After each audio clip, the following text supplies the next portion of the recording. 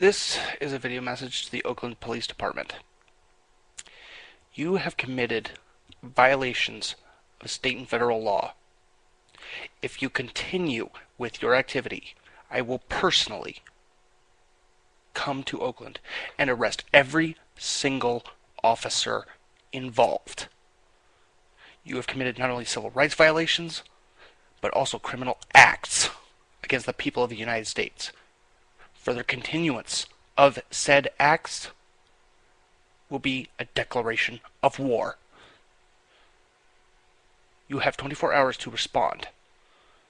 Failure to abide by the laws of the United States will result in the arrest of every single officer involved in these arrests, because you have committed assault and battery. And I have a pair of handcuffs, and I know how to use them. So you better think twice before you assault another protester. I don't give a damn if you try to find out who I am. I don't give a flying fuck.